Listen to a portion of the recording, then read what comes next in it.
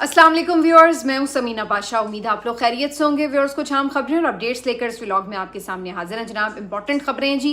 एक तो ईरान से बड़ी खुशखबरी है क्योंकि ईरान से पाबंदियां हट गई हैं और अब मुख्तलिफ ममालिक आज़ाद हैं कि वो ईरान से तेल ख़रीद सकते हैं, बेच सकते हैं। उसके साथ तिजारत ईरान की ऑयल के हवाले से की जा सकती है। तो ये एक बड़ी अहम खबर है और ख़ित्ते के ममालिक के लिए तो ख़ास तौर पर सबकी नज़र है इस बात के ऊपर। आज सबसे पहले इस पर बात करेंगे क्योंकि मसूद पज़ेश्कियान जो ईरानी सदर हैं वो भी पाकिस्तान के दौरे पर आ रहे हैं। तो हर कोई ये उम्मीद कर रहा है कि पाकिस्तान ईरान के साथ कोई अच्छा मुआहदा करने में कामयाब हो जाए तेल से मुतालिक। तो क्या इसमें कोई पेशरफ्त का इम्कान है, इस पर बात करेंगे। इसके साथ साथ अडियाला में इमरान खान साहब से मुलाकात का दिन हुआ करता है, लेकिन आज बज़ाहिर लग रहा है कि शायद कोई उम्मीद है कि इमरान खान से मुलाकात हो जाए, इसलिए कि मुतादिद जर्नलिस्ट ये खबर दे रहे हैं और ज़राए के तवज्जुह से ये खबर मिल रही है कि जी कहीं ना कहीं कुछ मामलात पे यकीन दहानी के बाद इम्कान है इस बात का, अभी 100% यकीन से नहीं कहा जा सकता, लेकिन इम्कान है कि इमरान खान साहब की आज किसी फैमिली मेंबर से मुलाकात हो जाएगी।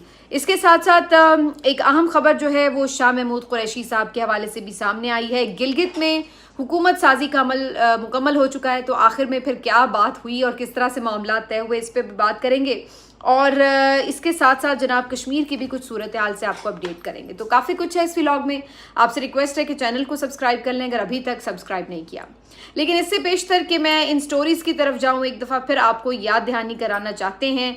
आपसे एक ऐप का जिक्र किया था और इस ऐप का नाम है tap tap app money transfer, और ख़ास तौर पर ये बैरून मुल्क पाकिस्तानियों के लिए मैसेज था मेरा। एक दफ़ा फिर मैं आपको याद दहानी करा दूं कि पाकिस्तान में मुकीम अपने रिश्तेदारों को, रिलेटिव्स को, जिसको भी आप मनी ट्रांसफ़र करते हैं, तो ये एक बेहतरीन ऐप है जिसके ज़रिए आप अपनी रकूम की तरसील कर सकते हैं पाकिस्तान में मुख्तलिफ अकाउंट्स में।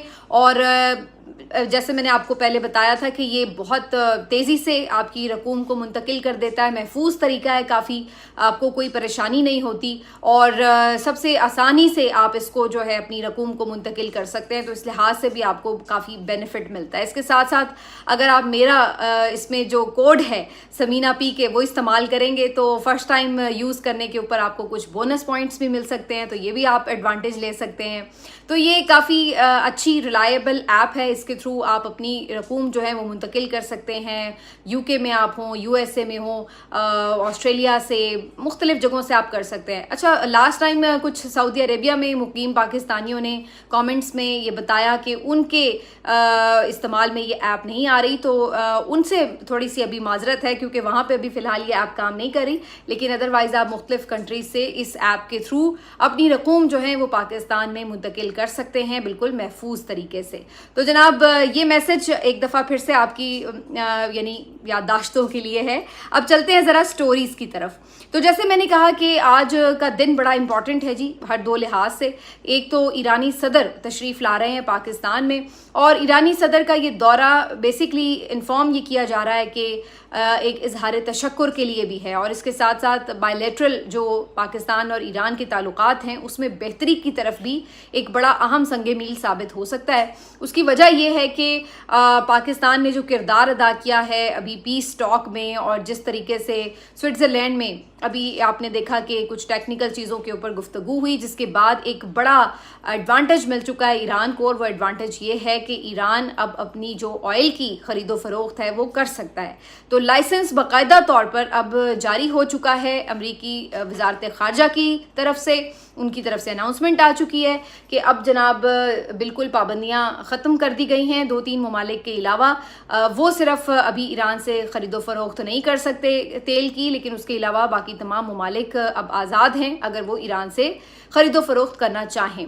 तो ये एक बड़ी ख़बर है क्योंकि अगर ईरान मुख्तलिफ ममालिक के साथ अपनी तिजारत खोल देता है, उसकी ऑयल की ख़रीदो फरोख्त शुरू हो जाती है, तो ये उसकी मईशत के लिए एक बहुत बड़ा एडवांटेज साबित होने जा रहा है, बिल्कुल एक गेम चेंजर साबित हो सकता है। अब सबकी नज़रें इस बात पर भी हैं कि चूँकि ईरानी ऑयल पाकिस्तान के लिए ट्रांसपोर्ट होना आसान है, बिल्कुल चूँकि पड़ोस से ईरानी ऑयल हमें दस्तयाब होगा, تو اس کی لاگت میں خاطر خواہ کمی ہوگی، پھر اس کی پرائس بھی ظاہر ہے پاکستان کے لیے کم ہے. تو یہ تمام چیزوں کو مد نظر رکھتے ہوئے اب ہر پاکستانی امید کر رہا ہے کہ پاکستان میں جو پیٹرولیم مصنوعات کی قیمتیں ہیں وہ تو خاصی کم ہو سکتی ہیں اگر ایران کے ساتھ ایسا کوئی معاہدہ جو ہے وہ تشکیل پا جائے. لیکن کیا ایسا ہونے جا رہا ہے، اس کے بارے میں کچھ خوش گمانیاں تو ابھی فوری طور پہ کی جا سکتی ہیں، امید بھی کی جا سکتی ہے. لیکن اگر آپ مجھ سے پوچھیں تو ریئلسٹک اوپینین یہ ہے کہ ابھی فوری طور پر شاید آپ اتنی تیزی سے اس کے اوپر ڈیولپمنٹ نہ دیکھ سکیں. ہاں، آگے چل کر معاملات جب آگے چلیں تو پھر اس میں جو ہے آپ کو ممکن ہے کہ پاکستان کو اس سے کوئی فائدہ اٹھانے کا موقع مل سکے.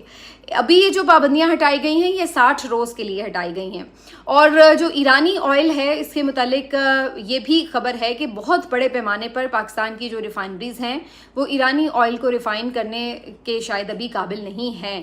اگرچہ ہو سکتا ہے، ایسا نہیں ہے کہ کیپیبلٹیز نہیں ہیں، ہو سکتا ہے، لیکن اتنے بڑے پیمانے پر شاید ابھی اس کے لیے پاکستان تیار نہ ہو. دوسرا ظاہر ہے کہ ابھی جن ممالک کے ساتھ پہلے سے معاہدے چل رہے ہیں ان کے ساتھ آپ ایک دم معاہدے بریک اپ کر کے تو کچھ نئے معاہدے تو نہیں جوڑ لیتے، تو وہ بھی چیزیں دیکھنی ہیں. اس کے ساتھ ساتھ ظاہر ہے پاکستان کی اپنی پرائرٹیز بھی ہیں، اور ان تمام چیزوں کے ساتھ یہ بھی دیکھنا ہوگا کہ یہ جو آئل کی ترسیل ہے یہ کیسے عمل میں لائی جائے. آپ کو یاد ہوگا پاکستان نے ایران کے ساتھ ایک گیس پائپ لائن معاہدہ بھی کیا تھا، اور وہ بھی پھر امریکہ کی پابندیوں کی وجہ سے پاکستان اس پہ پیش رفت نہیں کر سکا تھا. اور اس کے بعد سے اب آپ نے دیکھا ہے کہ بلوچستان کے حالات بھی اس طرح سے ہیں کہ وہاں پر اس معاہدے کی روح سے اگر گیس پائپ لائن ڈالی جاتی ہے تو وہ کتنی محفوظ ہوگی، نہیں ہوگی، اس کے اوپر بھی تحفظات ہوں گے. تو بہت سارے پاکستان کے اپنے اور ایشوز بھی ہیں جس کی وجہ سے فوری طور پر بہت زیادہ فائدہ اٹھانا شاید ابھی اتنی جلدی ممکن نہ ہو، لیکن آگے چل کر یقینی طور پر ان مشکلات اور رکاوٹوں کو دور کیا جا سکتا ہے اگر نیت ہو. تو بہرحال ایرانی صدر آئیں گے، وہ اظہار تشکر بھی کریں گے پاکستان سے، اور اس کے ساتھ ساتھ کچھ اہم یادداشتوں پر دستخط بھی ہو سکتے ہیں. اس موقع کے اوپر اسلام آباد کو ایک دفعہ پھر سے سیکیورٹی کے لیے بہت زیادہ سیل پیک کر دیا گیا ہے، اور مختلف جو بس اڈے وغیرہ ہے وہاں پہ آمد و رفت ختم کر دی جائے گی. ریڈ زون میں تو بالکل داخلہ منع ہو جائے گا، اور باقی جو لوازمات ہیں آپ کو پتہ ہے کہ لاسٹ ٹائم بھی کافی سخت شہریوں کو مشکلات کا سامنا کرنا پڑا تھا. لیکن اینی ویز جی، اب یہ ہے کہ ایران کے صدر پاکستان میں آئیں گے تو ایک الگ ماحول ہے. ظاہر ہے بڑا ڈیکوریٹ بھی کیا گیا ہے اسلام آباد کو، اور کافی وہاں پر پروٹوکول کے ارینجمنٹس وغیرہ ہیں. تو ظاہر ہے بہت لمبا دورہ تو ان کا یہ نہیں ہوگا، لیکن بہرحال یہ ایک تاریخی دورہ ہوگا اور اس کو سب بڑا ویلکم بھی کریں گے. اور ایران ایک فاتح کی حیثیت سے اس وقت اب دوسرے ممالک کے ساتھ اپنی جو تعلقات ہے، جو ان کی مختلف تجارتی معاہدے ہیں، ان کو ظاہر ہے اب دیکھنے کی اور آگے بڑھنے کی پوزیشن میں آ چکا ہے. تو یہ جی اسلام آباد سے اہم خبریں ہیں. اس کے ساتھ ساتھ منگل ہے، اور منگل والے دن آپ کو پتہ ہے عمران خان صاحب سے ملاقات کا دن ہوا کرتا ہے. پچھلے کئی مہینوں سے عمران خان صاحب کی ملاقاتیں بند ہیں، تقریباً 7-8 مہینے ہو چلے ہیں. اور اگر لاسٹ فیملی کی ملاقات کی بات کی جائے تو ڈاکٹر عظما کی 2 دسمبر کو عمران خان سے ملاقات ہوئی تھی. اس کے بعد صرف سلمان صفدر صاحب، عمران خان صاحب کے وکیل، پورے عرصے کے دوران صرف 2 مرتبہ عمران خان صاحب سے ملنے میں کامیاب ہوئے. اس کے علاوہ فیملی کا کوئی بندہ ان سے نہیں مل سکا. البتہ بشرا بی بی صاحبہ سے ان کی ملاقات جیل کے اندر ہی کروا دی جاتی رہی ہے، تو وہ تو خود ایک قیدی ہیں، ظاہر ہے وہ باہر کی کوئی کیا انفارمیشن ان کو دے سکتی ہیں. تو بہرحال عمران خان صاحب سے یہ ملاقاتیں جو طویل عرصے سے بند تھیں، اب ایک امید ہو چلی ہے کہ غالباً ان کی ملاقات اپنی فیملی ممبر سے کرائی جا سکتی ہے.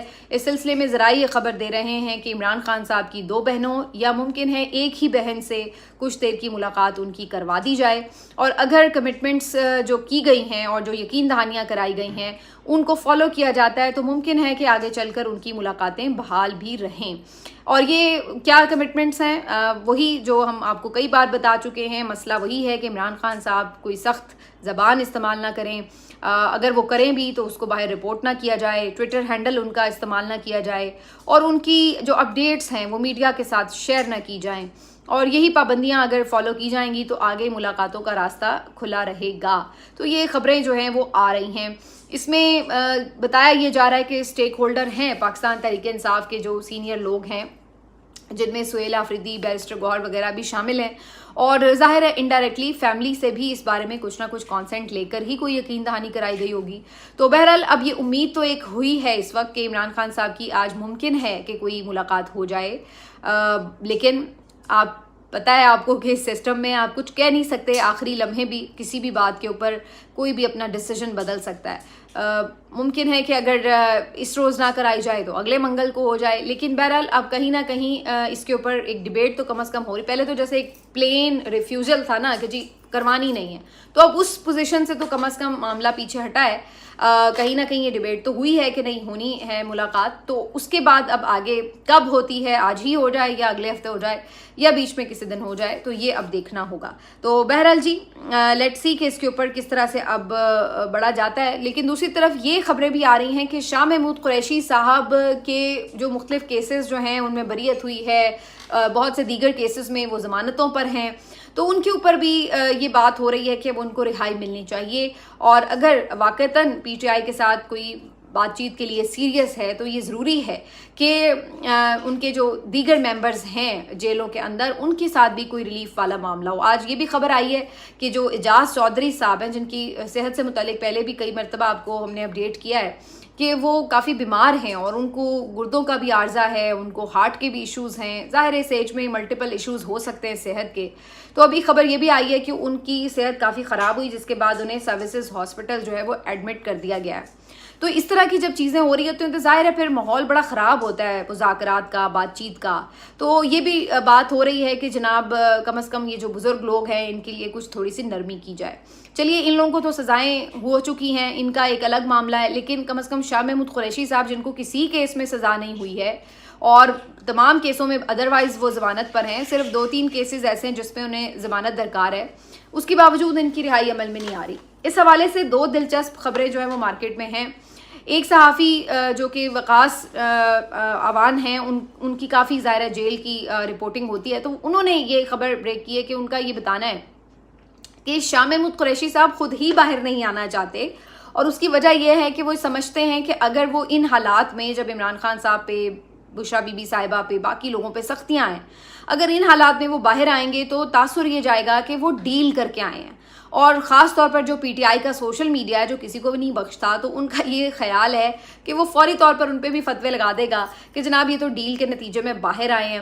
اور وہ یہ نہیں چاہتے کہ ایسی کوئی ڈیل کی بازگشت ان کے بارے میں ہو یا ایسا کوئی داغ لگے ان کے اوپر, کیونکہ وہ سمجھتے ہیں کہ انہوں نے اگر 3 سال سے جیل کاٹی ہے اور کیسز کا باقاعدہ عدالتوں میں ایز پر لا سامنا کیا ہے, تو وہی سمجھتے ہیں کہ یہ ان کی قربانی ضائع ہونے کے مترادف بات ہے کہ اگر آخر میں پھر بھی 3 سال جیل کاٹنے کے بعد بھی کسی کے اوپر یہی داغ لگے کہ جناب یہ بندہ ڈیل کر کے باہر آیا ہے, تو وہ خود بھی نہیں چاہتے کہ باقی لوگوں سے پہلے ان کی کوئی ڈیل ہو اور اس طرح کے حالات میں ہو.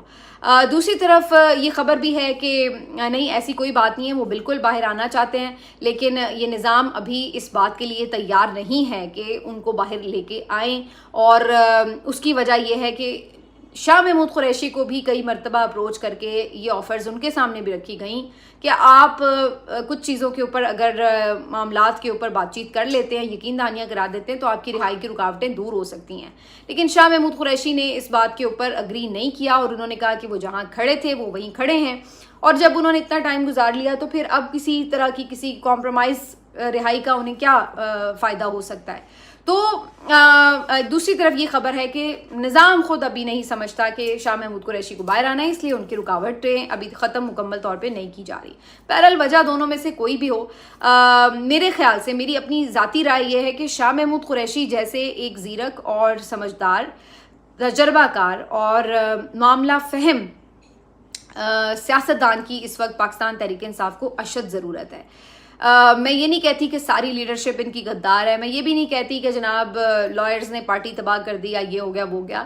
ان میں سے بہت سے لائرز جو ہیں انہوں نے اپنے کریئر کو مطلب مشکل میں ڈال کر اور پھر پارٹی جوائن کی, جو ان کا کام بھی نہیں تھا, اور بیچارے جتنی ان کی ایبلٹیز تھیں ایز ایک ایکٹیوسٹ کے یا اس طرح, تو وہ کوشش بھی. ظاہر ہے ایک لائر کا کریئر سارا دوسرا ہے اور وہ ایک دم سیاستدان میں بدل نہیں سکتا کہ وہ ایک دم بہت اچھے سیاسی فیصلے کرنا شروع ہو جائے. تو میرا خیال ہے کہ وہ ایک ٹائم بینگ ارینجمنٹ تھا عمران خان صاحب کی طرف سے, کیونکہ انہیں نظر آ رہا تھا کہ سیاستدان جس طرح سے پریشر میں ہیں اور وہ یا تو جیلوں میں بیچاروں کو بند کیا جا رہا تھا یا پارٹی چھڑوائی جا رہی تھی، تو ان حالات میں انہوں نے ایک میک شفٹ ارینجمنٹ کیا تھا.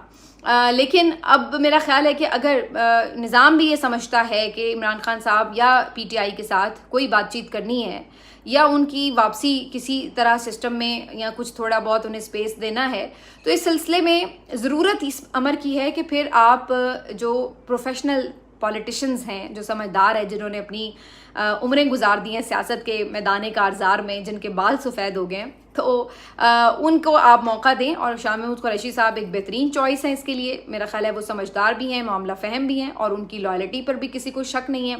ان کو نہ صرف رہا ہونا چاہیے بلکہ ان کی عمران خان سے ملاقات کروانے کا بندوبست بھی ہونا چاہیے. ان کو اجازت ملنی چاہیے کہ وہ عمران خان سے ملاقات کر سکیں، کچھ ان کو کنونس کریں، کچھ ان کی سنیں، ان کا آئیڈیا لیں، اور کچھ اپنا کردار جو ہے وہ پاکستان کی سیاست میں ادا کر سکیں، تاکہ ایک جو مسلسل سیاسی بحران چل رہا ہے اس سے نکلنے میں کوئی کامیابی حاصل ہو سکے. تو میری تو اپنی ذاتی رائے یہ ہے، باقی دیکھتے ہیں کہ آگے اس بارے میں کیا حتمی فیصلہ ہوتا ہے. سیاست میں اسپیس کی بات ہو رہی ہے، تو اسپیس کیا ہے؟ آج کل تو سیاست لگتا ہے کہ ہو ہی نہیں رہی، بس ایک آپس میں بندر بانٹ ہے. گلگت کے الیکشنز کو دیکھ لیجئے، وہاں پہ جو بھی رزلٹ آیا سب نے اس پہ شور مچایا کہ رزلٹ ٹھیک نہیں آیا، یہ ہو گیا وہ ہو گیا، اور پھر الٹیمیٹلی ہم نے کیا دیکھا کہ وہی سیاسی جماعتیں جو ایک دوسرے کے اوپر الزامات بھی لگاتی تھیں، انہوں نے ہی مل بیٹھ کے طے کر لیا کہ جناب اچھے بچوں کی طرح حکومت سازی کر لی جائے.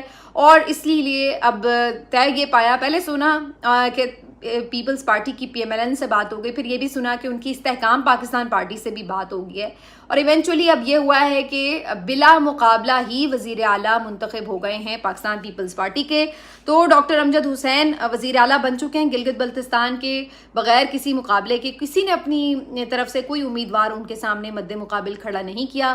اسی طرح as per plan opposition leader جو ہیں وہ پی ایم ایل این کے بنا دیے گئے ہیں، وہ بھی بلا مقابلہ بن گئے، ان کو بھی کوئی پرابلم نہیں ہوئی. گورنر جو ہیں وہ نون کے بن جائیں گے، ڈپٹی اسپیکر نون کے بن جائیں گے، اور وزارتوں میں ممکن ہے کہ شیئر جو ہے وہ اپنے عبدالعلیم خان صاحب کی جو پارٹی ہے استحکام پارٹی، اس کے کچھ لوگوں کو بھی وزارتوں میں شامل کر لیا جائے. تو اس طرح وہ 2-3 بڑی پارٹیز جو کہ الیکشن کے نتیجے میں کچھ سیٹیں حاصل کرنے میں کامیاب ہوئی ہیں، اب وہ کیسے بھی انہوں نے کی، ان میں سب کو ہی کچھ نہ کچھ مل گیا.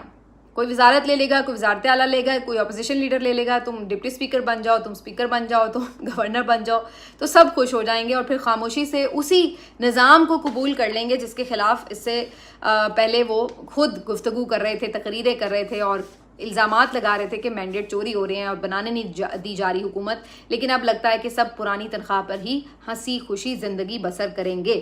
تو بہرحال جی یہ گلگت سے خبر ہے. ایک خبر جو ہے آپ کو کشمیر سے بھی دے دیں.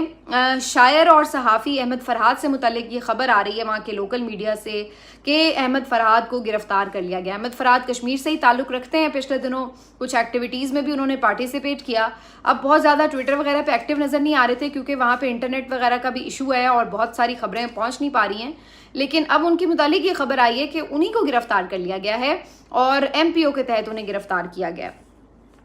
میرے لیے کوئی حیران کن خبر نہیں ہے. اس سے پہلے آپ دیکھ رہے ہیں کہ یہ سارا معاملہ شروع ہی ابھی ہوا تھا تو سہراب برکت کو بھی گرفتار کر لیا گیا تھا. تو جو لوگ بھی کشمیر کے معاملے پر رپورٹ کرتے ہیں اور خاص طور پہ کشمیر سے تعلق بھی ہے، ان کے حوالے سے پھر مشکلات اس طرح کی انہیں دیکھنی پڑ رہی ہوتی ہیں. لیکن کشمیر سے خبر یہ آ رہی ہے کہ اب ایکشن کمیٹی کو، جیسے میں نے کہا تھا لاسٹ ٹائم بھی، ان کو باقاعدہ یوز آف فورس کر کے اگر منتشر نہیں کیا جا رہا تو پلان بھی یہ تھا کہ انہیں تھکایا جائے. اور جو بندش ہوئی ہے اس کی وجہ سے جو شہری ہیں وہ بہت زیادہ وہاں پہ پریشانی کا شکار ہیں. کھانے پینے کی اشیاء، دوائیوں کی قلت اور انٹرنیٹ نہ ہونے کی وجہ سے، بہت ساری چیزوں کی وجہ سے، اور مسلسل پھر ایک ہڑتال جو چل رہی ہے اس کی وجہ سے بڑا شدید بحران وہاں پر ہے. اور جو شہری وہاں پہ میسج اپنے پہنچا رہے ہیں وہ بڑی مشکل سے یہاں پر سب کو میسج پہنچا رہے ہیں، لیکن میڈیا سے ٹوٹل بلیک آؤٹ ہے. دوسری طرف کشمیر ایکشن کمیٹی کے رہنما یہ کہہ رہے ہیں کہ ہمارا جو احتجاج ہے وہ جاری رہے گا، بلکہ اب انہوں نے آگے کا لاہ عمل دینے کے لیے بھی اعلان کر دیا اور ان کا کہنا ہے کہ اب آگے مظفر آباد کی طرف ہم لانگ مارچ کی کال دیں گے.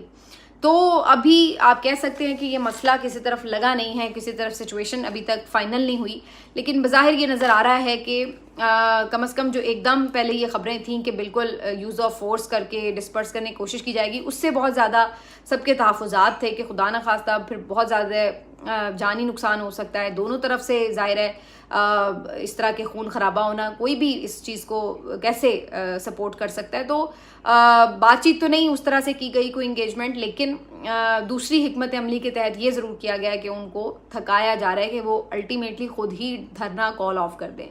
دیکھتے ہیں جی پہلے کون آنکھ جھپکتا ہے کہ پہلے کون دھرنا کال آف کرتا ہے. لیکن دوسری طرف کشمیر میں جو الیکشن ہیں ان کے ڈیلے کے حوالے سے جو خبریں تھیں وہ تقریباً کافی کمزور ہو چکی ہیں. ابھی ہمیں نظر آ رہا ہے کہ کشمیر کا الیکشن ایز پر شیڈیول جو ہے وہ کروانے کی کوشش کی جا رہی ہے, اور سلسلے میں اب جو مختلف امیدوار ہیں وہ اپنے اپنے ظاہر ہے جو کاغذات وغیرہ جمع کروانے کے لیے پروسیس اس کا سٹارٹ کر چکے ہیں. تو یہ جی اہم اپڈیٹس تھی. ملتے ہیں آپ سے اگلے ویلاگ میں. اپنا خیال رکھیے. اللہ حافظ.